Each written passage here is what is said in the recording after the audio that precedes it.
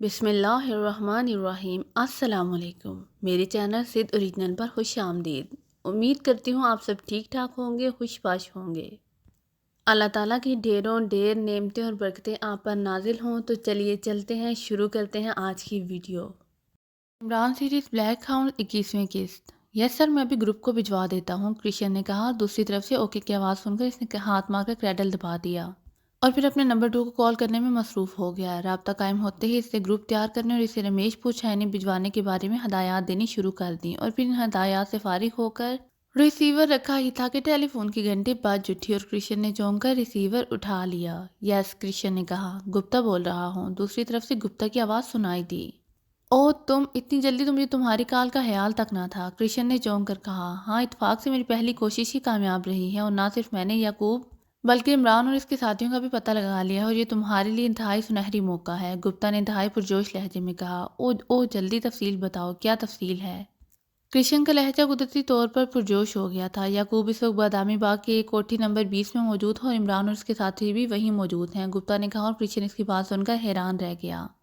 اس قدر حتمی معلومات تمہیں کیسے مل گئی، اور وہ بھی اس قدر جلد؟ کرشن نے کہا۔ مجھے یقین تھا کہ تمہیں میری بات پر شک نہ ہوگا، بہرحال میں تفصیل بتا دیتا ہوں۔ تمہیں شاید معلوم نہ ہو کہ میں یہاں ایک خفیہ گروپ بھی بنایا ہوا ہے، بزنس سے ہٹ کر ایک محسوس مقصد کے لیے انتہائی خفیہ گروپ ہے۔ بہرحال میں نے اس گروپ کے ذمہ یعقوب کی تلاش کا کام ڈال دیا، اور پھر فوراً ہی مجھے اطلاع مل گئی کہ یعقوب کی محسوس کار کو بادامی باغ میں دیکھا گیا، لیکن اس میں سوار آدمی کا قد و قامت تو یعقوب سے ملتا تھا، لیکن چہرہ مختلف تھا۔ یہ کار کوٹھی نمبر 20 میں چلی گئی تو میرے آدمی نے اندر ایک محسوس ڈیکٹا فون پہنچایا، تو پتہ چل گیا کہ کار میں سوار آدمی یعقوب ہی تھا، اور وہاں کئی افراد کی آوازیں سنی گئی ہیں، جن میں ایک کا نام پرنس بھی لیا گیا ہے۔ چنانچہ مجھے اطلاع دی گئی تو میں نے تمہیں فون کر دیا، گپتا نے کہا۔ پرنس عمران نے، کرشن نے حیرت بھرے لہجے میں کہا۔ عمران کے ایک کوڈ نام پرنس آف ڈمپ بھی ہے، گپتا نے کہا۔ تو کرشن بے اختیار اچھل پڑا۔ او ویری گڈ گپتا، تم نے تو کمال ہی کر دیا ہے، بے حد شکریہ، کرشن نے جلدی سے کہا، اور ریسیور رکھ کر وہ کرسی سے اٹھا اور تیزی سے دروازے کی طرف دوڑ پڑا۔ اس کے چہرے پر فتح اور کامیابی کا واضح تاثر موجود تھا۔ یہ لوگ اس قدر جلد اپنے سیکشن ہیڈ کوارٹرز کیسے تبدیل کر لیتے ہیں؟ صفدر نے سامنے بیٹھے ہوئے عمران سے مخاطب ہو کر کہا۔ وہ سب اس وقت ایک ہی کمرے میں موجود تھے۔ یعقوب نے انہیں ایک بار پھر اطلاع دی تھی کہ سورما نے جن عمارتوں کی بطور سیکشن ہیڈ کوارٹرز نشاندہی کی تھی وہ بھی حالی پڑی ہیں، تو عمران نے اسے ایک اور ہدایت دے کر واپس بھیج دیا تھا۔ البتہ یعقوب کے چہرے پر اس نے میک اپ کر دیا تھا تاکہ بلیک ہاؤنڈ والے اسے نہ پہچان سکیں، اور وہ سب یعقوب کی واپسی کے انتظار میں ہی بیٹھے ہوئے تھے۔ صرف آدمی ہی ہوتے ہیں ان کے ہیڈ کوارٹر میں، وہ اطمینان سے پیدل چلتے ہوئے دوسری عمارت میں چلے جاتے ہیں اور ہیڈ کوارٹر خالی ہو جاتا ہے، عمران نے جواب دیا، تو سب بے اختیار ہنس پڑے۔ عمران صاحب، اس طرح کی آنکھ مچولی آخر کب تک چلتی رہے گی؟ نعمانی نے کہا۔ جب تک آنکھ مستقل طور پر بند نہیں ہو جاتی، عمران نے مسکراتے ہوئے جواب دیا۔ ویسے عمران صاحب، نعمانی کی بات پر مجھے بھی یاد آ گیا ہے کہ بلیک ہاؤنڈ ایک بہت بڑی خاصی تنظیم ہے، ہزاروں نہیں سینکڑوں لوگ تو بہرحال اس میں موجود ہوں گے۔ اگر بالفرض محال ہم ان سب کا خاتمہ بھی کرتے ہیں تو کیا لوگ نہیں آ سکتے نئے؟ ہم کب تک اس چکر میں پڑے رہیں گے؟ صفدر نے انتہائی سنجیدہ لہجے میں کہا۔ یہ بات نہیں صفدر، بلیک ہاؤنڈز کے خاتمے سے ہمارا مقصد یہ نہیں جو تم سمجھے ہو۔ بلیک ہاؤنڈز نامی تنظیم مجاہد لیڈروں کے خلاف قائم کی گئی ہے تاکہ مجاہدین کی قیادت کا خاتمہ کر کے تحریک کا خاتمہ کیا جا سکے، ورنہ تمام مشک باریوں اور عام مجاہدین کے لیے تو پولیس اور فوج ہی کافی تھی، اور ہم بھی اس اصول پر عمل کر رہے ہیں۔ بلیک ہاؤنڈز کے لیڈروں کا خاتمہ ہی دراصل اس تنظیم کا خاتمہ ہے۔ جب تک نئے لوگ آئیں گے، جب تک نئی تنظیم بنے گی، تب تک شاید مشک بار کی تحریک کامیاب بھی ہو چکے ہوگی۔ آپ دیکھو، بلیک ہاؤنڈز کے 4 سیکشن تھے، جن میں سے 2 کے لیڈروں کا خاتمہ ہو چکا ہے، اور یقیناً ہمارے اس معمولی سی کوشش نے بلیک ہاؤنڈز کو اس قدر الجھا دیا ہے کہ وہ اپنے محسوس مشن پر کام کرنے کی بجائے ہمارے خلاف کام کرنے میں مصروف ہے۔ باقی 2 سیکشنز کے چیفز اور چیف باس کے خاتمے کے بعد یقیناً اس تنظیم کو نئے سرے سے حکومت کافرستان کو قائم کرنا پڑے گا، اور اس میں ظاہر ہے وقت لگے گا، اور اس وقت تحریک جس سطح پر ہے، اس میں موجود وقت فیصلہ انتہائی کن ہے، عمران نے انتہائی سنجیدہ لہجے میں جواب دیا۔ آپ کی بات درست ہے، صفدر نے کہا۔ مجھے تو اس بات پر خوشی ہو رہی ہے کہ اس کے چیف کا ہیڈ کوارٹر رمیش پور چھاؤنی میں ہے۔ جب چھاؤنی تباہ ہوگی تو یقیناً یہاں موجود کافرستانی فوج کی کمر ٹوٹ جائے گی، اور یقیناً بین الاقوامی طور پر یہی سمجھا جائے گا کہ مجاہدین کی کارروائیاں اب اس سٹیج تک پہنچ گئی ہیں کہ وہ فوجی چھاؤنی تباہ کرنے کے قابل ہو گئے ہیں۔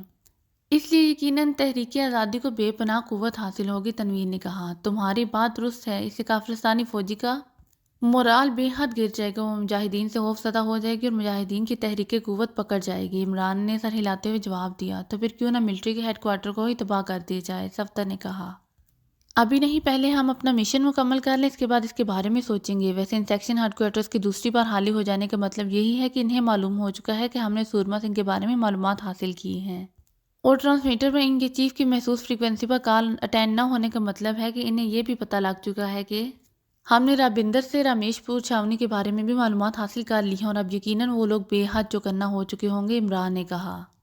کہیں وہ چھاونی ہی حالی نہ کر دیں، تنویر نے چونک کر کہا۔ چھاونیاں اتنی جلدی حالی نہیں ہوتی، دوسری بات یہ کہ چھاونی دفاعی لحاظ سے اس قدر مضبوط ہے کہ اسے تباہ کرنا بھی آسان نہیں ہے، بلکہ مجھے یقین ہے کہ وہ لوگ اسے ہمارے لیے جال کے طور پر استعمال کریں گے، عمران نے کہا، اور پھر اس سے پہلے کہ کوئی اس کی بات کا جواب دیتا کال بیل بجنے کی آواز سنائی تھی اور وہ سب چونک پڑے۔ یعقوب آیا ہوگا، عمران نے کہا، تو صدیقی اٹھ کر کمرے سے باہر چلا گیا اور پھر چند لمحوں بعد یعقوب کمرے میں آ گیا۔ اس کا میک اپ عمران نے کیا تھا، اسے سب اسے میک اپ میں پہچان گئے تھے۔ کیا رہا یعقوب؟ عمران نے پوچھا۔ سارا انتظام مکمل ہو گیا ہے، پرنس، یعقوب نے کرسی پر بیٹھتے ہوئے کہا۔ ویری گڈ، کیا تفصیل ہے؟ عمران نے مسکراتے ہوئے پوچھا۔ پرنس، چھاونی کے عقبی طرف پہاڑوں میں ایک بستی ہے جس کا نام ناگورا ہے، سارا سامان اس بستی میں پہنچا دیا جائے گا۔ ہم دگام سے پہلے قریبی شہر سوپور جائیں گے، وہاں سے جیپوں کے ذریعے ہم اس پہاڑی تک آسانی سے پہنچ جائیں گے، یعقوب نے جواب دیا، پھر اس نے درمیانے مشن کے درمیان ہونے والی تفصیلی بات چیت ہونے لگی۔ میں آپ کو رات کو آ کر لے جاؤں گا، ہم رات کو سفر کریں گے اور ایسے راستوں سے جہاں ملٹری اور پولیس کو علم نہ ہو سکے گا، یعقوب نے کہا۔ ٹھیک ہے، ویسے بھی دن کے وقت ہماری تلاش زور و شور سے جاری ہوگی، عمران نے مسکراتے ہوئے کہا۔ ظاہر ہے پرنس، یعقوب نے بھی مسکراتے ہوئے کہا۔ میرا خیال ہے کہ اب کھانا کھا لیا جائے اور کچھ دیر ریسٹ کر لیا جائے تاکہ رات کو جب ہم مشن پر روانہ ہوں تو پوری طرح تازہ دم ہوں، عمران نے کرسی سے اٹھتے ہوئے کہا اور سارے ساتھی سر ہلاتے ہوئے اٹھ کھڑے ہوئے۔ چونکہ یہاں خوراک کے بند ڈبے یعقوب کی طرف سے خاصی تعداد میں مہیا کر دیے گئے تھے، اس لیے تھوڑی دیر بعد وہ سب ڈائننگ روم میں بیٹھ کر کھانا کھانے میں مصروف تھے۔ ابھی کھانا کھایا ہی جا رہا تھا کہ اچانک عمران نے ہاتھ اٹھا کر اپنی ناک پر رکھ دیا اور اس کے ساتھ ہی کھانا کھاتے ہوئے عمران کے ساتھیوں نے چونک کر عمران کی طرف دیکھا اور عمران نے کوڈ کی مدد سے انہیں بتایا کہ بے ہوش کر دینے والی گیس کی ہلکی سی بو محسوس ہوئی ہے۔ اور اسی لمحے عمران سے تیسری کرسی پر بیٹھا ہوا یعقوب یکلخت لہراتا ہوا کرسی سے نیچے جا گرا، وہ بے حس و حرکت ہو چکا تھا، جبکہ باقی ساتھی اسی طرح خاموش بیٹھے ہوئے تھے۔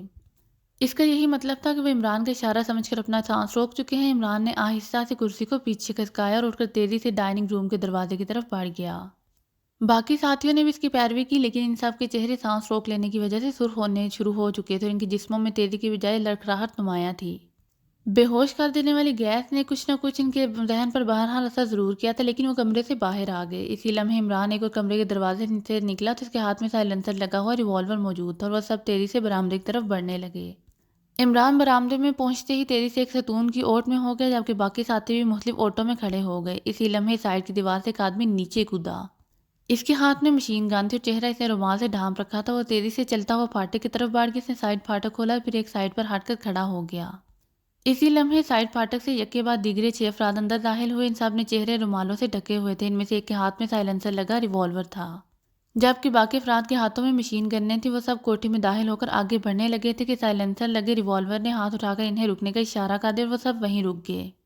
البتہ ان سب کی تیز نظریں اندرونی عمارت کی طرف ہی لگی ہوئی تھیں۔ اندر گیس کی بو تیز ہو گئی، یہ کھلی جگہ ہے اس لیے چند منٹ رک جو۔ اچانک ریوالور والے کی ہلکی سی آواز عمران کو سنائی دی اور عمران سمجھ گیا کہ یہی آنے والوں کا لیڈر ہے۔ اب عمران نے آہستہ آہستہ سانس لینا شروع کر دیا تھا، کیونکہ اس نے جس گیس کی ہلکی سی بو سونگھی تھی وہ اس کے متعلق اچھی طرح جانتا تھا کہ یہ گیس 5 منٹ بعد فضا میں اپنے اثرات ختم کر دیتی ہے، اور عمران کا اندازہ تھا کہ 5 منٹ ہو گئے ہیں۔ آؤ اندر چلیں، اس لیڈر نے اچانک کہا، اور پھر وہ سب تیزی سے برآمدے کی طرف بڑھنے لگے۔ جیسے ہی انہوں نے چند قدم اٹھائے، اچانک عمران نے سائلنسر لگے ریوالور کا ٹریگر دبا دیا اور پھر وہ بجلی کی تیزی سے مسلسل ٹریگر دباتا چلا گیا۔ ٹھک ٹھک کی آوازوں کے ساتھ ہی آنے والوں کے حلق سے بے اختیار چیخیں نکلیں اور وہ اچھل کر نیچے گرے، لیکن وہ آدمی تیزی سے واپس دوڑ کر صحن کے کونے میں ڈرم کی اوٹ لینے کے لیے لپکے، جن میں وہ ریوالور والا بھی تھا کہ دوسرے لمحے وہ دونوں بھی چیختے ہوئے اچھل کر نیچے گرے۔ ریوالور والا نیچے گرتے ہی بجلی کسی تیزی سے اٹھ کر سائڈ پھاٹک کی طرف دوڑنے ہی لگا تھا کہ ٹھک کی آواز کے ساتھ ہی گولی اس کے کولے پر پڑی اور وہ چیختا ہوا منہ کے بال گرا، اور اس نے اس بار اٹھنے کی کوشش کی لیکن پھر ساکت ہو گیا۔ جبکہ پہلے گولیاں کھانے والے افراد میں سے بیشتر اب تک ساکت ہو چکے تھے، جبکہ 3 افراد بھی اب تک پانی سے نکلنے والی مچھلی کی طرح تڑپ رہے تھے۔ اس ریوالور والے کو اٹھا کر اندر لے آؤ، عمران نے ستون کی اوٹ سے نکلتے ہوئے تڑپتے ہوئے افراد کی طرف بڑھتے ہوئے اپنے ساتھیوں سے کہا، اور اس کے ساتھ ہی اس کے ریوالور سے یکے بعد دیگرے 3 گولیاں اور نکلیں اور تڑپتے ہوئے افراد جھٹکا کھا کر ساکت ہو گئے۔ عمران ان کی لاشیں پھلانگتا ہوا سائڈ پھاٹک کی طرف بڑھا اور دوسرے لمحے اس نے سائڈ پھاٹک کے باہر موجود دونوں ستونوں کے درمیان رک کر سر باہر نکالا اور دائیں بائیں کا جائزہ لینا شروع کر دیا، اور پھر اس کی تیز نظریں وہاں سے تقریباً 50 گز دور نیلے رنگ کی کار پر جم گئی، جس کی ڈرائیونگ سیٹ پر کوئی بیٹھا ہوا آدمی نظر آ رہا تھا۔ عمران تیزی سے واپس مڑا۔ باہر نیلے رنگ کی کار موجود ہے جس میں ڈرائیور بیٹھا ہے، عقبی طرف سے جا کر اس کا خاتمہ کرو اور پھر اس کی لاش سمیت کار اندر لے آؤ، عمران نے تنویر اور صدیقی سے کہا، اور وہ دونوں سر ہلاتے ہوئے عقبی طرف جانے کے لیے سائڈ گلی کی طرف دوڑ پڑے۔ کیپٹن شکیل اور نعمانی تم باہر برآمدے میں ہی رک کر نگرانی کرو گے، عمران نے باقی دو ساتھیوں سے کہا اور وہ تیزی سے دوڑتا ہوا واپس عمارت کے اندرونی طرف کو بڑھ گیا جہاں صفدر اس لیڈر کو لے کر گیا تھا۔ میڈیکل باکس لے آؤ صفدر، اس کی گولی نکال کر بینڈیج کرنے سے زندہ رہنا چاہیے، عمران نے کمرے میں پہنچتے ہی کہا جہاں صفدر نے زخمی کو فرش پر لٹایا ہوا تھا اور وہ خود اس کے قریب کھڑا تھا۔ صفدر نے سر ہلا دیا اور تیزی سے باہر چلا گیا۔ عمران نے جھک کر اس کی تلاشی لینی شروع کر دی اور پھر اس کے اندرونی جیب سے کارڈ نکلتے ہی وہ چونک پڑا۔ یہ بالکل ویسا ہی کارڈ تھا جیسا منوہر کی جیب سے نکلا تھا اور پھر کارڈ پڑھ کر درد تحریر پڑھ کر عمران کی آنکھیں بے اختیار چمک اٹھیں۔ کارڈ پر سیکشن 1 اور چیف کرشن کا نام واضح طور پر موجود تھا۔ اسی لمحے صفدر میڈیکل باکس اور پانی کی بڑی بوتل اٹھائے ہوئے اندر داخل ہوا۔ سیکشن 1 کا چیف کرشن ہے، اس کی اس طرح یہاں آمد کا مطلب ہے کہ ہماری یہ رہائش کا کسی شدید خطرے میں، ہمیں فوری طور پر اسے خالی کرنا ہوگا، عمران نے کہا۔ ہماری ایک طرف ایک کوٹھی پر کرائے کے لیے خالی ہے کا بورڈ موجود ہے، کیوں نہ وہاں شفٹ ہو جائیں، صفدر نے کہا۔ ٹھیک ہے، اٹھاؤ اسے، وہیں چل کر باقی کارروائی کریں گے، عمران نے کہا اور خود اس سے آگے بڑھ کر فرش پر بے ہوش پڑے ہوئے یعقوب کو اٹھا کر کندھے پر لادا اور مڑ کر تیزی سے بیرونی دروازے کی طرف بڑھ گیا۔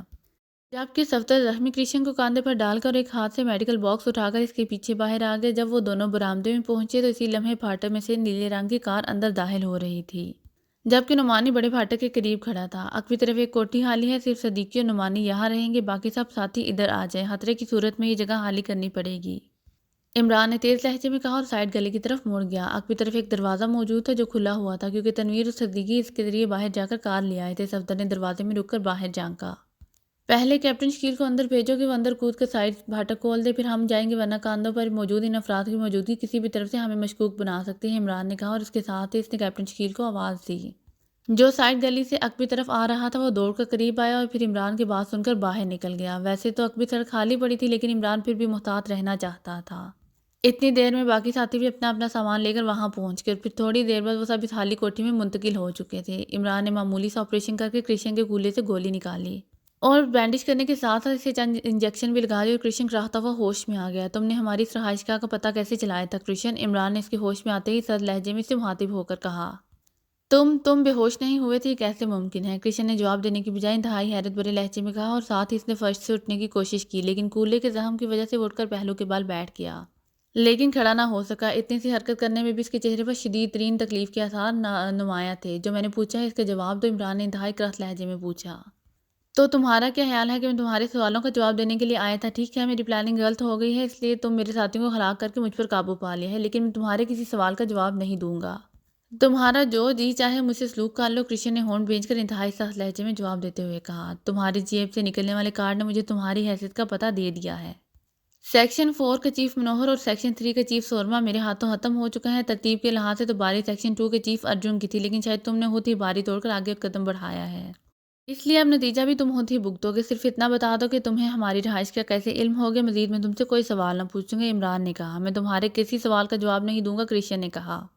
تو دوسری لمحے وہ بری طرح چیختا ہوا پہلو کے بال نیچے گرا۔ عمران نے اچانک لات کی بھرپور ضرب اس کے پہلو میں ماری تھی اور پھر جیسے ہی کرشن نیچے گرا، عمران نے پیر اس کی گردن پر رکھ دیا اور کرشن کے حلق سے بے اختیار خرخراہٹ کی آوازیں نکلنے لگیں اور اس کے عمران کی لات پکڑنے کے لیے اٹھنے والے دونوں ہاتھ ایک جھٹکے سے نیچے گرے۔ اس کا چہرہ یکلحت انتہائی حد تک مسح ہو گیا تھا۔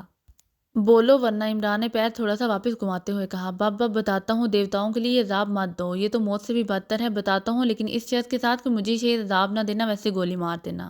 اگر تم سچ سچ بتا دو تو یقین رکھو کہ میں تمہیں زندہ چھوڑ جاؤں گا۔ ویسے میں نے تمہیں مارنا ہوتا تو میں تمہارے کولے کو آپریشن نہ کرتا، ویسے ہی تم پر تشدد کر کے سب کچھ پوچھ لیتا، عمران نے پیر کو اور زیادہ پیچھے کرتے ہوئے کہا۔ مم میں سب کچھ بتا دیتا ہوں، اب چھپانے کا کوئی فائدہ بھی نہیں۔ تمہاری رہائش گاہ کا علم مجھے کافرستان سیکرٹ سروس کے لیے کام کرنے والے ایک آدمی گپتا کے ذریعے ہوا ہے، کرشن نے کہا اور اس کے ساتھ ہی اس نے پوری تفصیل سے سب کچھ بتا دیا۔ تم یہاں اتنے ہی ساتھیوں کے ساتھ آئے تھے یا ساتھی اور بھی باہر موجود ہیں؟ عمران نے پوچھا۔ اتنے ہی ساتھی ہیں، ہم سب اس لیے اندر آ گئے تھے کہ تم لوگ بے ہوش پڑے ہو، کرشن نے کہا۔ اس کا مطلب ہے تم جھوٹ بول رہے ہو، حالانکہ باہر نیلے رنگ کی کار میں تمہارا ایک اور ساتھی موجود تھا، عمران نے کرخت لہجے میں کہا۔ وہ صرف ڈرائیور ہے، اس کا فیلڈ سے کوئی تعلق نہیں ہے، کرشن نے جلدی سے جواب دیتے ہوئے کہا۔ ارجن کہاں ہے، اس کا پتہ بتاؤ، عمران نے کہا۔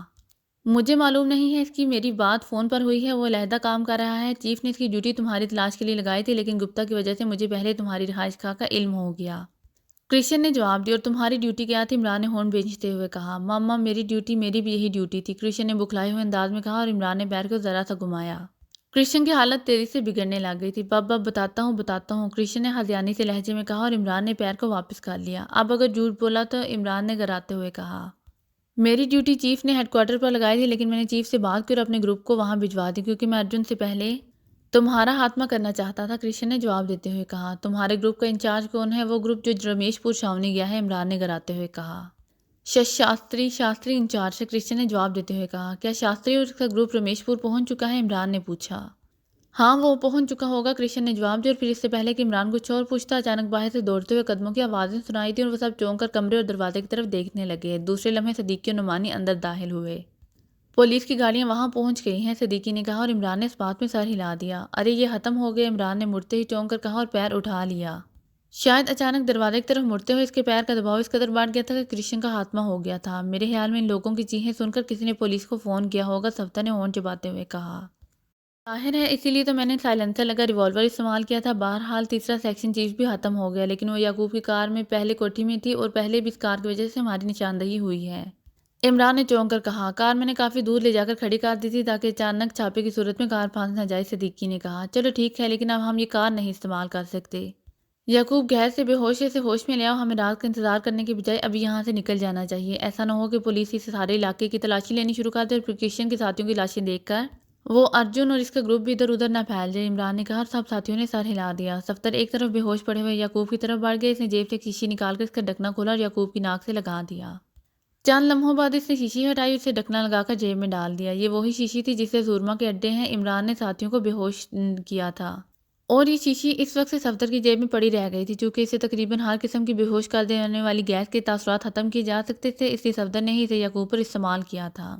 چند لمحوں بعد یعقوب ہوش میں آ گیا اور جب اسے حالات کا علم ہوا تو اس کے چہرے پر حیرت اور خوف کے تاثرات نمایاں ہو گئے۔ او میرے ذہن میں بھی نہیں تھا کار کی وجہ سے مجھے پہچان لیا جائے گا، اور یہ گپتا تو تاجروں کی انجمن کا صدر ہے، اس کی حیثیت کا تو کسی کو علم تک نہیں، یعقوب نے پریشان سے لہجے میں کہا۔ اب ہمیں رات کا انتظار کرنے کی بجائے جلد از جلد یہاں سے نکل کر ان پہاڑیوں کی طرف جانا ہے جہاں ہمارا مطلوبہ سامان پہنچے گا، لیکن اب مسئلہ ہے ٹرانسپورٹ کا، عمران نے کہا۔ میرا خیال ہے جناب کہ ہم ایک ایک کر کے یہاں سے نکلیں اور پیدل ہی بس اڈے پر پہنچ جائیں۔ بسوں کی چیکنگ ضرور ہوتی ہے، لیکن صرف اسلحے کی حد تک۔ اگر ہم اسلحہ ساتھ نہ رکھیں تو ہم آسانی سے سوپور پہنچ سکتے ہیں۔ سوپور میں ہمیں جیپیں مل جائیں گی اور ہم ناگورا روانہ ہو جائیں گے۔ ویسے سوپور میں ہم یہاں کی نسبت محفوظ رہیں گے، یعقوب نے کہا، اور عمران نے اس بات میں سر ہلا دیا۔ یہ تجویز درست ہے، عمران نے کہا، اور پھر وہ اپنے ساتھیوں کی بس اڈے کے راستے اور وہاں پہنچ کر سوپور کی ٹکٹ لینے کے متعلق ہدایات دینے میں مصروف ہو گیا۔ عمران کی ہدایت کے مطابق وہ سب ایک ہی بس میں سفر کریں گے، لیکن اجنبیوں کی طرح، اور اسلحہ ساتھ نہ رکھیں گے۔ چنانچہ تھوڑی دیر بعد وہ سب کمرے سے نکلے اور پھر وقفہ دے کر وہ کوٹھی سے باہر جانا شروع ہو گئے۔ عقبی طرف پولیس سرے سے موجود ہی نہ تھی، اس لیے وہ اطمینان سے آگے بڑھتے چلے گئے۔ ٹیلی فون کی گھنٹی بجتے ہی ارجن نے ہاتھ بڑھا کر ریسیور اٹھا لیا۔ یس ارجن بول رہا ہوں، ارجن نے تیز لہجے میں کہا۔ بات میں رام لال بول رہا ہوں، سیکشن 1 کے چیف کرشن اور اس کے سیکشن کی لاشیں پولیس والوں کو ملی ہیں، دوسری طرف سے کہا گیا تو ارجن بے اختیار کرسی سے اچھل پڑا۔ کیا کہہ رہے ہو؟ کرشن اور اس کے ساتھیوں کی لاشیں؟ ارجن نے تقریباً چیختے ہوئے کہا۔ یس بات مجھے پولیس آفس سے اطلاع ملی کہ بادامی باغ کی کوٹھی نمبر 20 سے کار ملی ہے جو چیف کرشن کے نام رجسٹر تھی، اور پولیس میں موجود میرے مخبر نے یہ نام سامنے آتے ہی مجھے فون کیا، کیونکہ وہ بلیک ہاؤنڈز کا بھی مخبر ہے۔ اس کے ساتھ اس نے بتایا کہ جس جگہ سے کار ملی ہے وہاں سے 5 افراد کی لاشیں بھی دستیاب ہوئی ہیں۔ اس اطلاع پر میں فوری طور پر وہاں پہنچا اور میں نے پہچان لیا کہ یہ چیف کرشن کے ساتھیوں کی لاشیں ہیں۔ اس کوٹھی کا عقبی دروازہ بھی تھا، چنانچہ میں عقبی طرف آیا تو دروازہ کھلا ہوا تھا اور خون کے قطرے مجھے ایک اور کوٹھی کی طرف جاتے دکھائی دیے۔ اس کوٹھی پر کرائے کے لیے حالی کا ہے بورڈ لگا ہوا ہے اور اس کوٹھی کا سائڈ پھاٹک کھلا ہوا تھا۔ میں اندر گیا تو ایک کمرے میں چیف کرشن کی لاش موجود تھی۔ ان کا چہرہ تکلیف کی شدت سے مسح ہو رہا تھا، یوں لگتا تھا جیسے ان پر بے پناہ تشدد کیا گیا ہو۔ ویسے ان کے کولے میں زخم بھی موجود تھا جس کی باقاعدہ بینڈیج کی گئی تھی، اور وہاں ایک میڈیکل باکس اور پانی کی خالی بوتل بھی پڑی ہوئی تھی۔ اسے تو میں یہی سمجھا تھا کہ پہلے اس کوٹھی میں جہاں چیف کرشن کے ساتھیوں کی لاشیں ملی ہیں، کرشن کے کولے پر گولی ماری گئی اور پھر ان پر تشدد کر کے ان سے پوچھ گچھ کی گئی، اور اس تشدد کے دوران انہوں نے اپنی جان دے دی، رام لال نے کہا۔ بالکل ایسے ہی ہوا ہوگا، لیکن واردات کس جگہ ہوئی؟ ارجن نے ہونٹ چباتے ہوئے کہا۔ کار اور چیف کرشن کے ساتھیوں کی لاشیں بادامی باغ کی کوٹھی نمبر 20 سے ملی ہیں، جبکہ چیف کرشن کی لاش کوٹھی نمبر 40 میں پڑی ہوئی ہے، رام لال نے جواب دیتے ہوئے کہا۔ یہ سب کچھ یقیناً ان پاکیزائی ایجنٹوں کا کیا دھرا ہے۔ کرشن نے ان کا کھوج لگا لیا ہوگا، لیکن وہ ان پر قابو نہ پا سکے، جبکہ ہمارا پورا سیکشن ان کا اب تک کھوج نہیں لگا سکا۔ کیوں؟ ارجن نے غصے سے چیختے ہوئے کہا۔ بس ہم تو اپنی طور پر پوری کوشش کر رہے ہیں، ہم ہر جگہ ہمارے آدمی ڈیوٹی دے رہے ہیں، بے شمار مشکوک افراد کو پکڑ لیا گیا ہے، لیکن کوئی بھی پاکیزائی ایجنٹ نہیں نکلا، رام لال نے جواب دیتے ہوئے کہا۔ سنو، کرشن کے اسسٹنٹ سے معلوم کر کے مجھے بتاؤ کہ کرشن کو ان کا سراغ کیسے ملا تھا، ہو سکتا ہے وہی آدمی پھر ہمارے کام بھی آ جائے، جلدی کرو اور مجھے کال کرو، ارجن نے چیختے ہوئے کہا۔ اور ہاتھ مار کر اس نے کریڈل دبایا، پھر رمیش پور چھاونی کا نمبر ڈائل کرنے لگ گیا۔ وہ چیف کو کرشن کی موت کی اطلاع دینا چاہتا تھا۔ اسے معلوم تھا کہ چیف کے مخبر شہر میں موجود ہیں۔ اگر اس نے فوری اطلاع نہ دی تو چیف کا کوئی مخبر اسے اطلاع دے دے گا اور پھر چیف اسے زیادہ ناراض ہوگا۔ چند لمحوں بعد اس کی بات چیف سے کرا دی گئی۔ چیف، میں ارجن بول رہا ہوں، آپ کو ایک افسوسناک اطلاع دینی ہے، ارجن نے کہا۔ کیسی اطلاع؟ دوسری طرف سے جو چیف نے پوچھا، ارجن نے رام لال کی دی ہوئی اطلاع تفصیل بتا دی۔ اوہ ویری بیڈ، یہ لوگ تو بلیک ہاؤنڈز کو مکمل خاتمہ کرنے پر تلے ہوئے ہیں اور ہماری حالت یہ ہے کہ ہم ان کا ایک آدمی بھی اب تک نہیں پکڑ سکے۔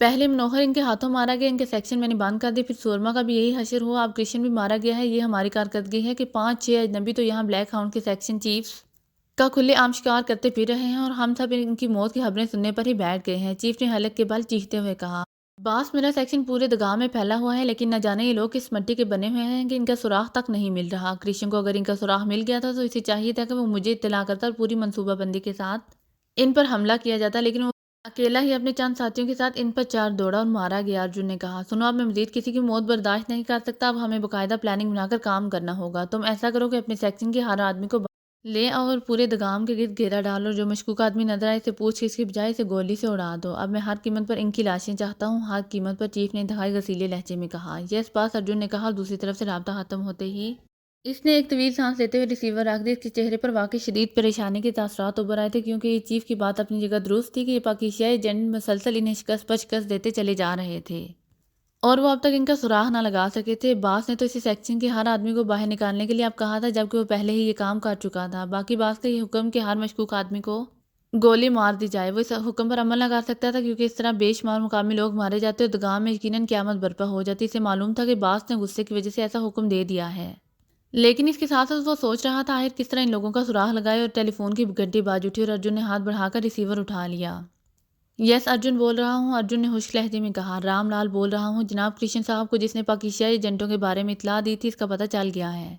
اس کا نام گپتا ہے، گپتا اینڈ سنز کا مالک اور انجمن تاجران کا صدر۔ وہ کسی زمانے میں کافرستان سیکرٹ سروس سے متعلق رہا ہے، لیکن انتہائی بااثر آدمی ہے، اس لیے میں نے خود اس سے بات نہیں کی۔ رام لال نے کہا، ٹھیک ہے، میں اس سے خود بات کرتا ہوں، ارجن نے کہا، اور کریڈل دبا کر اس نے تیزی سے انکوائری کے نمبر ڈائل کرنے شروع کر دیے۔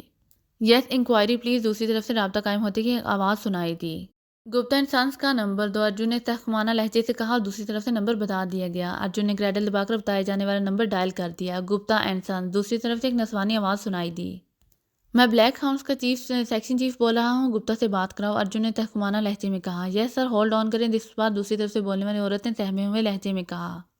ہیلو، گپتا بول رہا ہوں۔ چند لمحوں بعد ریسیور سے ایک بھاری سی آواز سنائی دی۔ مسٹر گپتا، میں بلیک ہاؤنڈز کا سیکشن چیف ارجن بول رہا ہوں، آپ نے سیکشن چیف کرشن کو ان پاکیزیائی ایجنٹوں کے بارے میں بتایا تھا نا؟ ارجن نے اس پر نرم لہجے میں کہا۔ ہاں، کیوں؟ گپتا کے لہجے میں حیرت تھی۔ کرشن اور اس کے ساتھیوں کو ہلاک کر دیا گیا ہے، کرشن نے کہا۔ او ویری بیڈ، ویری بیڈ، یہ سب کیسے ہوا؟ گپتا نے انتہائی افسوس بھرے لہجے میں کہا، اور ارجن نے رام لال سے ملنے والی تفصیل دہرا دی۔ تو کرشن سے حماقت ہوئی، میں نے اسے بتایا تھا کہ عمران اور اس کے ساتھی دنیا کے خطرناک ترین سیکرٹ ایجنٹ ہیں، اسے تو چاہیے تھا کہ اچانک اس پوری کوٹھی کو میزائلوں سے اڑا دیتا، وہ یقیناً انہیں زندہ پکڑنے کے چکر میں پڑ گیا ہوگا، گپتا نے افسوس بھرے لہجے میں کہا۔ کاش کرشن مجھ سے بات کر لیتا، بہرحال اب میں نے کرشن کی موت کا انتقام بھی لینا ہے اور ان پاکیزیائی ایجنٹوں کا بھی ہر صورت میں خاتمہ کرنا ہے، کیونکہ یہ حریت پسندوں کی حمایت میں میدان میں اترے ہیں اور ان کی کارروائیوں کی وجہ سے مجھے بلیک ہاؤنڈز کا ہی خاتمہ ہوتا جا رہا ہے۔ کیا تم مجھے کوئی کلیو دے سکتے ہو؟ ارجن نے کہا۔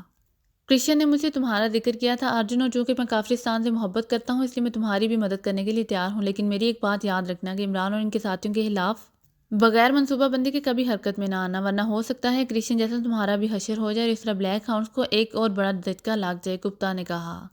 تم فکر نہ کرو گپتا، تم بس مجھے ان کا کلو دے دو، پھر دیکھو میں ان کے خلاف کیسے کام کرتا ہوں، ارجن نے کہا۔ ٹھیک ہے، تم اپنا فون نمبر مجھے بتا دو، میں ایک بار پھر انہیں تلاش کرنے کی کوشش کرتا ہوں، جیسے ہی مجھے ان کا کوئی سراغ ملا میں تمہیں اطلاع کر دوں گا، گپتا نے کہا، اور ارجن نے اسے اپنا فون نمبر بتا دیا۔ پھر دوسری طرف سے رابطہ ختم ہوتے ہی اس نے ریسیور کریڈل پر رکھا اور کرسی سے اٹھ کھڑا ہوا۔ یہ گپتا ہے کس طرح انہیں سراغ لگانے میں کامیاب ہو جاتا ہے، جبکہ میرے آدمی ابھی تک ان کا سراغ نہیں لگا سکے، ارجن نے بے چینی سے کمرے میں ٹہلتے ہوئے خود کلامی کے انداز میں کہا۔ ابھی وہ ٹہلتے ہوئے اس پوائنٹ پر غور کر ہی رہا تھا کہ اچانک ٹیلی فون کی گھنٹی بج اٹھی اور ارجن نے جلدی سے ریسیور اٹھا لیا۔